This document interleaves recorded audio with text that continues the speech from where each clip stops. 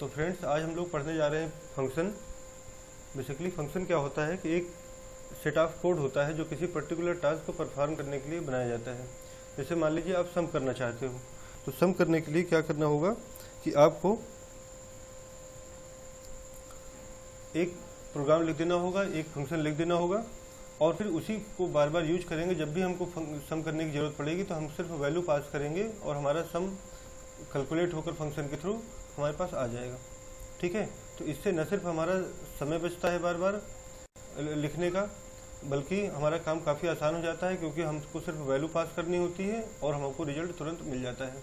और फिर फर्दर जो भी ऑपरेशन करने होते हैं हम उसको यूज कर सकते हैं। जैसे मान लीजिए हमको एवरेज निकालना है, तो एवरेज निकालने के लिए सबसे पहले आपको नंबर्स को ऐड करना होगा। तो अब ऐड करने के लिए ये नहीं कि आप उसको फिर से लिखिए, आपको सिर्फ क्या करना है, वैल्यू पास कर देनी है, फंक्शन आपको ऐड करके दे देगा और आप सिर्फ एवरेज कैलकुलेट कर लीजिए, आपका काम हो गया। ठीक है, तो बेसिकली फंक्शन हम लोग इसीलिए बनाते हैं क्योंकि एक बार बना देने के बाद हम इसको बार बार यूज कर सकते हैं, बार बार हमको टाइम नहीं वेस्ट करना पड़ेगा उस कोड को लिखने के लिए। दूसरी बात होती है कितने तरह का फंक्शन होता है। तो बेसिकली 3 तरह के फंक्शन होते हैं। जैसे पहला आप देख रहे हैं यहाँ बुलेटिन फंक्शन है। बुलेटिन फंक्शन का मतलब होता है वो फंक्शन जो पाइथन के थ्रू हमको प्रोवाइड कराई जा रही है और हम लोग को सिर्फ उसको यूज करना है अपने प्रोग्राम में। जैसे आप लोग स्ट्रिंग में लेन का यूज किया होगा, आपने टाइप का यूज किया है जिससे हम लोग किसी भी वेरिएबल का डेटा टाइप पता कर सकते हैं। इसके अलावा इनपुट फंक्शन जो आप स्टार्टिंग से यूज करते आ रहे हैं यूजर से वैल्यू लेने के लिए, तो these are the predefined function by the language. The second one is function defined in modules. Module का मतलब होता है एक पैकेज जिसके अंदर ढेर सारे फंक्शन बने हुए होते हैं। ठीक ऐसे समझ लीजिए जैसे एक पैकेट के अंदर हम कुछ सामान रख दें और फिर उसको जब जरूरत हो जिस सामान की तो उस पैकेट से हम निकालते रहें। तो यहाँ पे पैकेट का काम जो कर रहा है वो कौन कर रहा है, मॉड्यूल कर रहा है। अब जैसे मान लीजिए कि मैथ हमारा एक मॉड्यूल है, मॉड्यूल मतलब पैकेट है, हमने बताया आपको एक पैकेज है पूरा। उसके अंदर हमारा जो है कौन कौन सा फंक्शन डिफाइन है, साइन, कॉस, इस तरह के सारे फंक्शन डिफाइन होते हैं। तो अगर हमको साइन फंक्शन को यूज करना है तो सबसे पहले हमको क्या करना होगा, पहले हमको मैथ मॉड्यूल को अपने प्रोग्राम में इंपोर्ट कराना होगा। और इंपोर्ट कराने के बाद ही हम साइन या इस तरह के जो भी मैथमेटिकल फंक्शन होते हैं जैसे स्क्वायर हो गया, रूट हो गया, ये सारे भी फंक्शन बनाए जाते हैं। तो इनको आप लोग यूज कर सकते हैं कैसे, मैथ नाम के मॉड्यूल को अपने प्रोग्राम में शामिल करके। तो ये कैसे होते हैं, ये ऐसे फंक्शन होते हैं जो किसी मॉड्यूल के अंदर रखे हुए होते हैं। तीसरा जो होता है वो होता है आपका यूजर डिफाइंड फंक्शन, यानी कि ऐसे प्रोग्राम जिसको यूजर डिफाइन करता है। अब यहाँ पे यूजर का मतलब ये नहीं कि जो यूज कर रहा है प्रोग्राम को, जो प्रोग्राम बना रहा है उसके लिए बात हो रही है, यानी कि प्रोग्रामर के लिए बात हो रही है। यानी कि ये जो फंक्शन होते हैं इनको प्रोग्रामर बनाता है। जैसे मान लीजिए सम करना है या एवरेज कैलकुलेट करना है आपको, या पैलिंड्रोम आपको जनरेट करना है, palindrome series, Armstrong number calculate करना है आपको, फिबोनाची सीरीज आपको जनरेट करनी है। तो इस तरह की चीज़ें जब आपको करनी होंगी, यानी अपनी चीज़ों को जो आपको डेवलप करना होगा, सिंपल इंटरेस्ट आप कैलकुलेट करने जा रहे हो, तो इस तरह के फंक्शन आप बना सकते हैं। और ये सारे के सारे जो फंक्शन होते हैं वो क्या होते हैं, यूजर डिफाइंड फंक्शन होते हैं। इसके बाद हम स्ट्रक्चर की अगर हम बात करें तो स्ट्रक्चर में बेसिकली आपका फंक्शन जो होता है 2 पार्ट में डिवाइड होता है। पहला होता है जहाँ पे आप फंक्शन की डेफिनेशन लिखते हो, ये सबसे ऊपरी भाग में लिखा जाता है प्रोग्राम के, और उसके बाद आपका मेन प्रोग्राम लिखा जाता है। ऊपर इसलिए लिखा जाता है ताकि फंक्शन का जो आपका हेडर होता है, यानी फंक्शन का नेम होता है, वो असाइन हो जाए इंटरप्रेटर के पास में, और जब भी आप फंक्शन को कॉल करें तो वो आसानी से उसको खोज के चला सके। इसके बाद फिर हम लोग एक स्ट्रक्चर की बात करेंगे। जैसा कि आप यहाँ पे देख रहे हैं कि यहाँ पे एक प्रोग्राम का हमने एक स्ट्रक्चर बना रखा है। यहाँ पे हमने अलग अलग पार्ट के नाम लिखे हुए हैं। ये नाम आपको याद करने पड़ेंगे क्योंकि आप जब भी फंक्शन के प्रोग्राम बनाएंगे तो आपको इन नाम को यूज करना होगा और इन नाम की बार बार आपको जरूरत पड़ेगी। तो आइए इनके बारे में 1 मिनट देख लेते हैं। तो सबसे पहला जो आपका है वो क्या है, कीवर्ड है। ठीक है, कीवर्ड क्या है आपका, डेफ जो होता है। सबसे पहले हम फंक्शन को जब स्टार्ट करेंगे तो सबसे पहले क्या लिखेंगे, डेफ। डेफ आपका कीवर्ड है जो आपको लिखना ही लिखना है अगर आप फंक्शन बनाना चाहते हैं। तो डेफ का मतलब है कि हम फंक्शन को डिफाइन करने डाले हैं। इसके बाद स्पेस रहेगा और स्पेस के बाद फिर आपका क्या होगा, फंक्शन का नेम। फंक्शन के नेम के बाद आप सीधे पैरेंथेसिस आप लगा सकते हैं और उसके अंदर आप क्या कर सकते हैं, पैरामीटर लिस्ट दे सकते हैं, यानी कि उन वेरिएबल्स का नाम दे सकते हैं जिनके अंदर आप वैल्यू को रिसीव करना चाहते हैं। यानी कि वो वेरिएबल जो वैल्यू को रिसीव करते हैं क्या कहलाते हैं, पैरामीटर। ठीक, और इन्हीं की जो लिस्ट होती है उसे बोलते हैं पैरामीटर लिस्ट, यानी एक से ज़्यादा वेरिएबल जब रहते हैं तो उसी को बोलते हैं पैरामीटर लिस्ट। और उसके बाद पैरेंथेसिस क्लोज करेंगे और फिर कोलन लगाएंगे। कोलन आपका जो होता है ये आपके हेडर फंक्शन का एंड बताता है कि हाँ ये हेडर पार्ट हमारा अब खत्म हो गया है। और ये पूरी की पूरी लाइन जो आप देख रहे हैं जिसमें आपने डेफ लिखा हुआ है, फंक्शन का नाम सम लिखा हुआ है और वेरिएबल एक्स वाई यानी कि पैरामीटर लिस्ट आपने बनाया हुआ है और कोलन लगाया हुआ है, ये पूरे मिलकर आपका जो बनाते हैं वो क्या होता है, फंक्शन हेडर। ठीक है, चलिए इसके बाद फंक्शन हेडर ने जब आपकी वैल्यू ले ली तो अंदर जाके वो फर्दर आपके जो भी ऑपरेशन है उसको परफॉर्म कर रहा है। इसके बाद फिर आते हैं हम लोग सम 5, 6 क्यों लिखा हुआ है। ये बेसिकली ये जो होता है ये आपका मेन पार्ट होता है। क्यों? क्योंकि आप देख रहे हैं कि इंडेंटेशन में ये सिंगल इंडेंट में ही लिखा हुआ है, ऐसे जैसे आपने डेफ लिखा हुआ है। लेकिन चूंकि ये x = x + y और प्रिंट स्टेटमेंट आपने सेकंड इंडेंट में लिखा हुआ है, तो ये आपके इस फंक्शन के पार्ट है, ना कि आपके मेन प्रोग्राम के। मेन प्रोग्राम के कौन पार्ट है? सम 5, 6। क्यों? क्योंकि ये फर्स्ट इंडेंट में लिखा हुआ है। अब यहाँ पे आप देख रहे हैं कि हमने क्या किया हुआ है, फंक्शन का नाम लिखा हुआ है और लिखा हुआ है 5, 6, यानी कि हम क्या कर रहे हैं कि दो वैल्यू हम पास कर रहे हैं कहाँ पे, सम नाम के फंक्शन में, जो अभी अभी आपने ऊपर बनाया हुआ है। तो इसमें होगा क्या कि 5 आपका जाके x में स्टोर हो जाएगा और 6 जाके आपके y में स्टोर हो जाएगा, और x और y में वैल्यू आ गई तो अब वो वैल्यू यहाँ पे हम लोग यूज करके जो भी रिजल्ट है उसको प्रिंट करा रहे हैं। अब देखिए कहते क्या है इसको, इस पूरी लाइन को तो कहते हैं फंक्शन कॉल। ठीक है, और यहाँ पे आप जो देख रहे हैं 5 और 6 को जो आप पास कर रहे हैं इसको क्या बोलते हैं, आर्गुमेंट लिस्ट। तो इसका ध्यान रखिएगा, जो वैल्यू हम कॉल करते समय पास कर रहे हैं उसको क्या बोलते हैं, आर्गुमेंट लिस्ट, और जहाँ पे वैल्यू को हम रिसीव कर रहे हैं उसको क्या बोलते हैं, पैरामीटर लिस्ट। इतनी बात क्लियर होगी। अब आते हैं दूसरी चीज पे, कैसे हम किसी फंक्शन को कॉल करते हैं। ये तो हमने आपको बता दिया कि फंक्शन का जो हेडर पार्ट होता है उसमें आपका डेफ कीवर्ड होता है, फंक्शन का नाम होता है और पैरामीटर लिस्ट होती है फॉलोड बाई कोलन। ठीक है, अब मेन से हम फंक्शन को कॉल करने के लिए हमने बताया आपको फंक्शन का नाम लिखते हैं और आर्गुमेंट लिस्ट जो होती है वो यानी कि वैल्यू पास करते हैं। वो आप चाहें तो डायरेक्ट वैल्यू लिख सकते हैं यानी लेटर लिख सकते हैं, या फिर आप वेरिएबल के थ्रू भी वैल्यू को पास कर सकते हैं। अब आइए देखते हैं कि कैसे फंक्शन एग्जीक्यूट करता है हमारा। इसको थोड़ा सा ध्यान से समझिएगा क्योंकि इंपॉर्टेंट पार्ट होता है आपका। इसको हम बोल रहे हैं क्या, फ्लो ऑफ एग्जीक्यूशन। इसको ध्यान से देखिएगा। यहाँ पर आप देख रहे हैं हमने सबसे पहले कमेंट लिखा है, तो आपका प्रोग्राम जब भी स्टार्ट होता है तो सबसे पहले आपका कमेंट एग्जीक्यूट होता है। लेकिन चूंकि कमेंट नॉन एग्जीक्यूटेबल स्टेटमेंट होता है इसलिए इंटरप्रेटर इसको क्या कर देता है, इग्नोर कर देता है, just because of hash symbol. इसके बाद आप देख रहे हैं कि लिखा हुआ है डेफ एड x, y। ये स्टेटमेंट या आप कह लीजिए कि फंक्शन हेडर जो होता है ये एग्जीक्यूट तो होता है सबसे पहले, लेकिन किस लिए एग्जीक्यूट होता है, ताकि ये अपना इनरोलमेंट करा सके, अपना अलॉटमेंट करा सके कहाँ पर, इंटरप्रेटर के पास कि हाँ भैया इस प्रोग्राम में ऐड नाम का फंक्शन बना हुआ है। ठीक है, बाकी इसकी बॉडी जो होती है वो बिना कॉल किए एग्जीक्यूट नहीं होती, यानी कि x = x + y और प्रिंट जो स्टेटमेंट है ये एग्जीक्यूट नहीं होने वाले अभी तब तक जब तक इनको कॉल नहीं किया जाएगा। तो यहाँ पे हमने क्या किया, एक फंक्शन की डेफिनेशन बना के उसको हमने रख दिया। अब इसके बाद उसी प्रोग्राम में हम क्या लिख रहे हैं, a = 5 और b = 6, यानी कि यहाँ पे हमने दो वेरिएबल में वैल्यू लिया और वैल्यू लेने के बाद हमने क्या किया, इनको ऐड नाम के फंक्शन के थ्रू हमने a और b को क्या किया, पास कर दिया। ठीक है, इतनी बात। पास करने के बाद आप देखेंगे कि जैसे ही ये आप फंक्शन कॉल कर रहे हो इसको बोलते हैं फंक्शन कॉल, ये जो आपका स्टेटमेंट है। तो जैसे ही आप ऐड के थ्रू कॉल कर रहे हैं ऐड फंक्शन को, वैसे ही आपका कंट्रोल पहुंच जाता है कहाँ पे, first line of the function यानी कि फंक्शन हेडर पर। और उसके बाद फिर यहाँ पे जो वैल्यू आपने रिसीव की हुई है वो वैल्यू लेकर यहाँ पे आएगा जो भी ऑपरेशन है आपका, यानी s = जैसे x + y है इसको परफॉर्म किया, यानी कि x और y को उसने ऐड किया और डाल दिया s के अंदर, और फिर प्रिंट स्टेटमेंट थ्रू इसको प्रिंट करा लिया। अब आप देख रहे हैं कि ये लास्ट लाइन है आपके फंक्शन की। तो जैसे ही लास्ट लाइन आपकी खत्म होती है किसी फंक्शन की, वैसे ही कंट्रोल कहाँ पे आ जाता है, next line of the function call. Function call मतलब लाइन।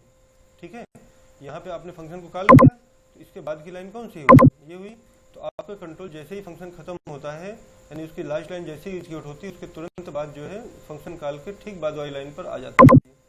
तो ये आपका फ्लो ऑफ एग्जीक्यूशन होता है जिसको आप एरो के माध्यम से भी समझ सकते हैं। ठीक है, ये तो बेसिक चीजें हो गई फंक्शन के बारे में जो हमने आपको बताई। अब इसके बाद हम लोग देखते हैं कि कैसे हम लोग फंक्शन को बनाते हैं। तो फंक्शन को बनाने के पहले सबसे पहले हम लोग को ये देखना पड़ेगा कि फंक्शन कितनी तरह से बनाया जा सकता है। तो पहला जो तरीका है फंक्शन को बनाने का वो क्या है, पहला है a function with no argument and no return value. ठीक है, दूसरा है, इसको आप लोग कॉपी में चाहे तो नोट कर सकते हैं, a function with no argument but have return value. तीसरा आपका क्या हो गया, a function with argument but no return value. और फोर्थ आपका क्या हो गया, a function with argument and with return value. ठीक है, तो ये 4 तरह के फंक्शन होते हैं जिनको हम लोग अपने प्रोग्राम में यूज करते हैं। तो आइए देखते हैं एग्जाम्पल के थ्रू कि कैसे हम लोग फंक्शन को क्रिएट करते हैं। पहले एग्जाम्पल से लेते हैं हम लोग पहले। ठीक है, इसको आप लोगों ने नोट कर लिया होगा। आइए देखते हैं। जैसे मान लीजिए अगर आप पहले प्रोग्राम बनाते थे, एकदम सिंपल प्रोग्राम हम लोग देखते हैं, जैसे हम लोग क्लास 11th में बनाया करते थे। कैसे बनाते थे, हम कहते थे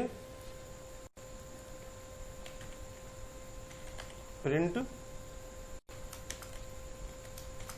हेलो, एक सिंपल सा प्रोग्राम है, और इसको हम जाके क्या कर देते हैं, सेव कर देते हैं। जैसे हमने इसको नाम दे दिया P1 के नाम से हमने ये सेव कर दिया। अब इसके बाद आप जाते हैं और क्या करते हैं, इसको एग्जीक्यूट करा देते हैं। एग्जीक्यूट कराने के बाद आप देखते हैं कि आपका जो रिजल्ट आ गया, आप देखिए यहाँ पर जो आउटपुट आपका आ गया, क्या आ गया, हेलो। यानी कि आपने वहाँ पे प्रिंट में हेलो लिखा और आपका यहाँ पे हेलो ही प्रिंट हो गया। अब इसी प्रोग्राम को, बिल्कुल सिंपल सा प्रोग्राम है, अगर हमको फंक्शन के थ्रू कराना होगा तो हम कैसे कराएंगे, देखिएगा। हम एक नई फाइल ले लेते हैं ताकि हम पुरानी फाइल से कंपेयर कर सकें आसानी से। देखिए, अगर हमको इसी को प्रिंट कराना है फंक्शन के थ्रू, ठीक है, तो हम सबसे पहले कमेंट में लिख देंगे प्रोग्राम फॉर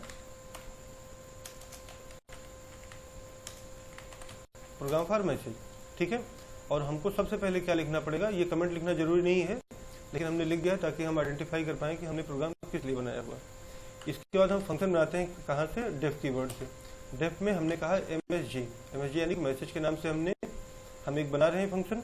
और यहाँ पे चूंकि हमारा पहला जो फंक्शन था वो फंक्शन विथ नो आर्गुमेंट और नो रिटर्न वैल्यू था, इसलिए हम इसमें कोई भी पैरामीटर लिस्ट नहीं बना रहे हैं। लेकिन यहाँ पर कोलन तो रहेगा ही, क्योंकि इसकी बॉडी डिनोट करेगा ये। और यहाँ पे हम जा रहे हैं और क्या कह रहे हैं, प्रिंट हेलो। सिंपल सा बिल्कुल, ये आप देखिए फंक्शन हो गया आपका। और अब देखिए यहाँ पे क्या करेंगे, हम फर्स्ट स्टैंडर्ड में आ जा रहे हैं और यहाँ पे हम क्या कर रहे हैं, मेन पार्ट लिख रहे हैं। मेन पार्ट मतलब जो फंक्शन को कॉल करेगा, जो सबसे पहले एग्जीक्यूट होगा। तो अब देखिए यहाँ पे क्या होगा, हमने कहा MSG क्योंकि हमारे फंक्शन का नाम था, क्योंकि कोई आर्गुमेंट पैरामीटर लिस्ट नहीं, इसलिए कोई भी आर्गुमेंट हम यहाँ पर पास नहीं करेंगे। अब देखिए इनका फ्लो ऑफ एग्जीक्यूशन जो होगा वो कैसे होगा। देखिए जब भी आप प्रोग्राम स्टार्ट करते हैं तो सबसे पहले आपका क्या चलेगा, यहाँ पर ये मेन की लाइन चलेगी। फिर सेकंड पे आपका क्या चलेगा, ये आपका चलेगा। फिर थर्ड पे आपका क्या चलेगा, ये चलेगा। और थर्ड के बाद फिर आपका प्रोग्राम क्या हो जाएगा, खत्म हो जाएगा, क्योंकि इस मैसेज के बाद में आपने कुछ लिखा नहीं है। इतनी बात क्लियर होगी। अब हम लोग इसको इरेज करते हैं और देखते हैं कि प्रोग्राम को कैसे हम लोग चलाते हैं। देखिए अब इसको हमने सेव कर लिया, मान लीजिए इसको हमने P2 के नाम से सेव कर लिया। चलिए अब इसको हम F5 की हेल्प से ये रन करा रहे हैं। ये देखिए हमने F5 किया और देखिए जो रिजल्ट हमको पहले प्रोग्राम में मिला था वही सेम रिजल्ट हमको फंक्शन के थ्रू भी मिल रहा है। तो आप पूछेंगे कि भाई हम फिर फंक्शन क्यों यूज कर रहे हैं, जब हमारा वो काम सिंपल तरीके से हो जा रहा है, तो हम इतनी लाइनें क्यों बढ़ा रहे हैं फिर, है कि नहीं। तो इतनी लाइनें बढ़ाने का पर्पज ये है कि ये स्टेटमेंट जो है, जितनी बार भी आपको प्रिंट कराना होगा हेलो, हर बार आपको लिखना पड़ेगा। लेकिन यहाँ पर क्या है कि आपने एक बार ये फंक्शन को डिफाइन कर दिया तो आपको कुछ नहीं करना है। जैसे मान लीजिए अब हमको एक बार और प्रिंट कराना है तो हमको फिर से नहीं लिखने की जरूरत है। अब हम सिर्फ क्या लिखेंगे, MSG। और आप देखिए हमने इसको सेव करके ये रन करा दिया F5 की हेल्प से।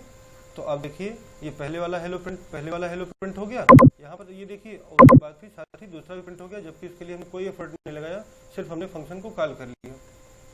ठीक है, चलिए तो ये तो आपका हो गया a function with no argument and no return value, यानी कि सिंपलेस्ट आपका फंक्शन है जहाँ पर आप कोई भी वैल्यू ना तो रिटर्न कर रहे हैं और ना ही कोई वैल्यू आप रिसीव कर रहे हैं एज ए पैरामीटर।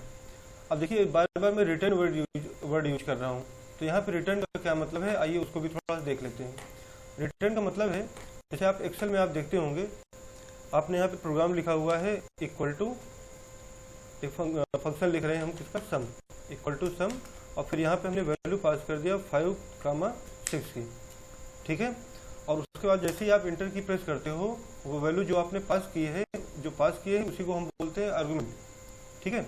आर्गुमेंट आपने पास किया और यहाँ पे पैरामीटर में यहाँ यानी कि कहीं पर डेफिनेशन जहाँ सम की लिखी रही होगी वहाँ पे वो 5 और 6 आपका रिसीव हो गया।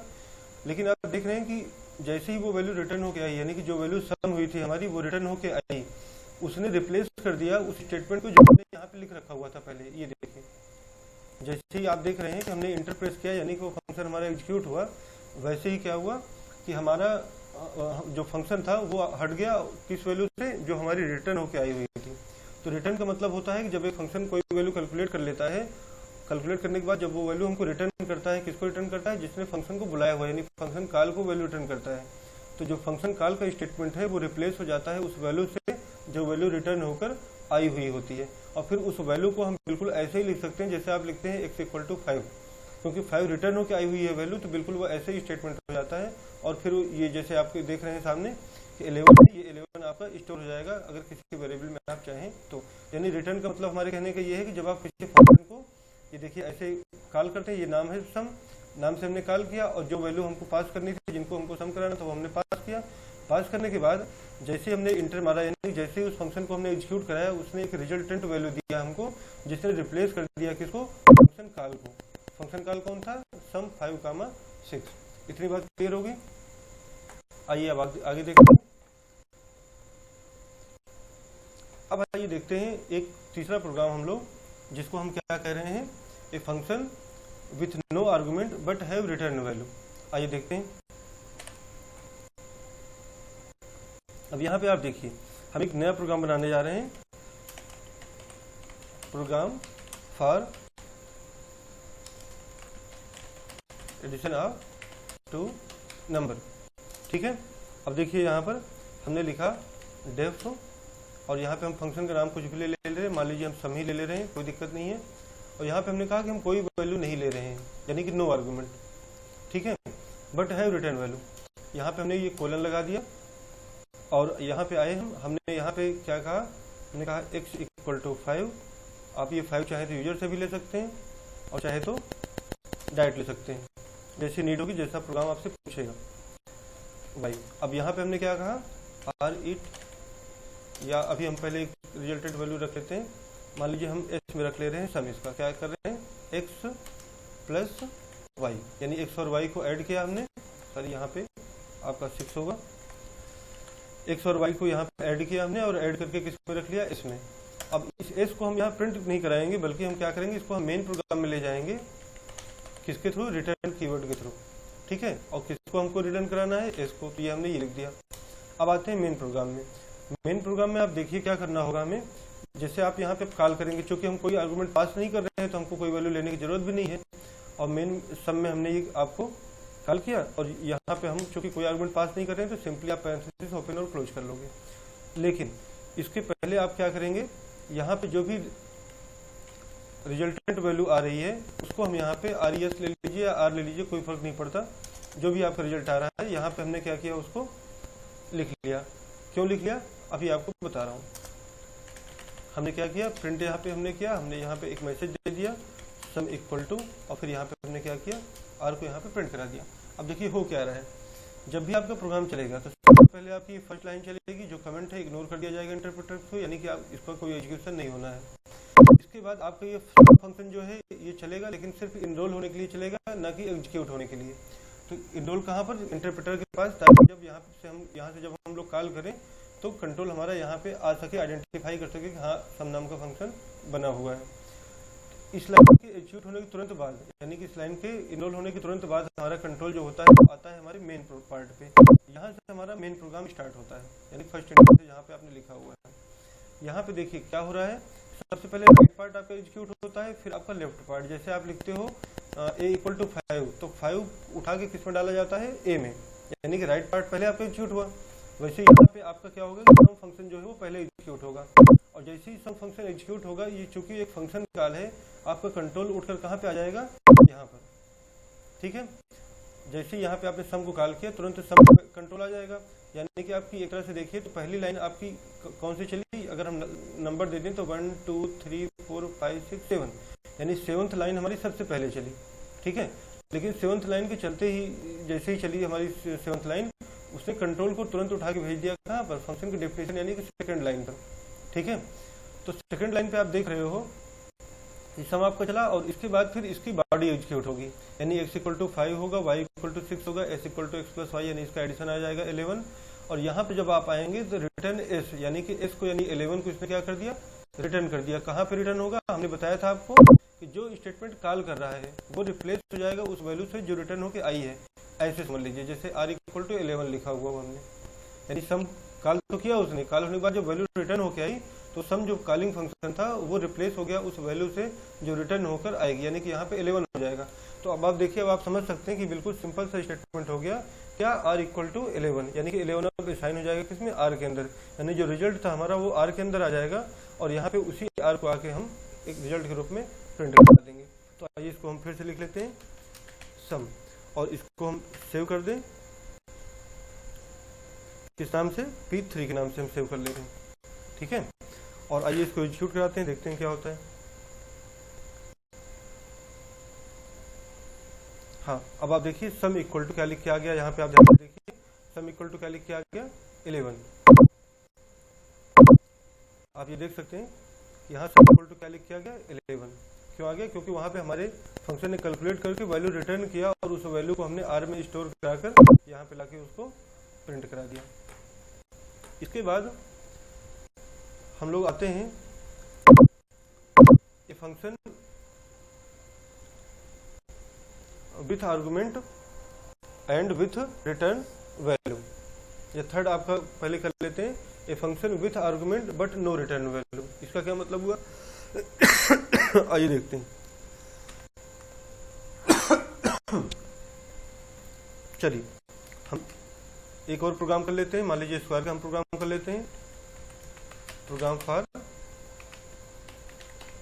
Calculating square.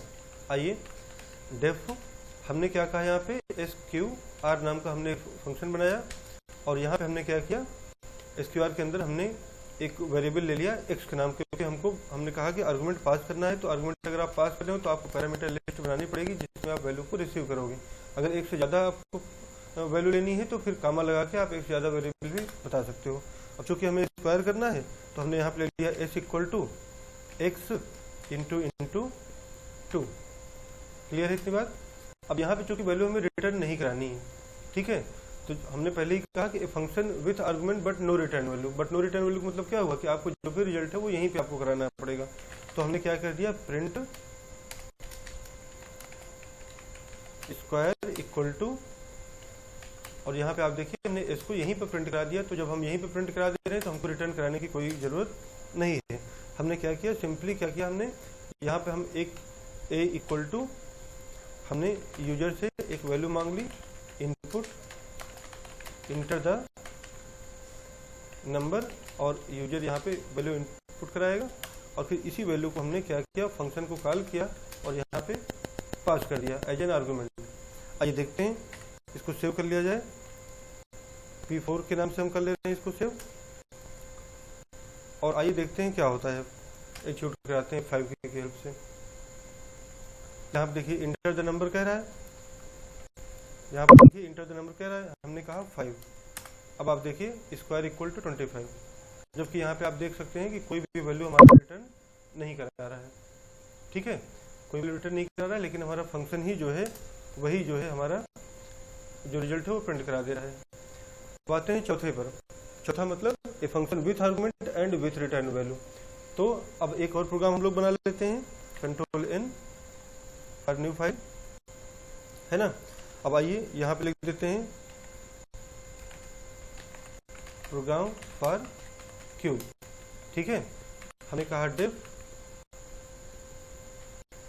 CUB के नाम से हम बना ले रहे हैं, और यहाँ पे हमने क्या कहा इंट x हमने ले लिया, और यहाँ पे क्या लगा दिया कोलन, और यहाँ पे हम क्या कर रहे हैं c इक्वल टू एक्स की पावर क्या 3 क्यूब कैलकुलेट करने के लिए, और रिटर्न कर दिया किसको c को।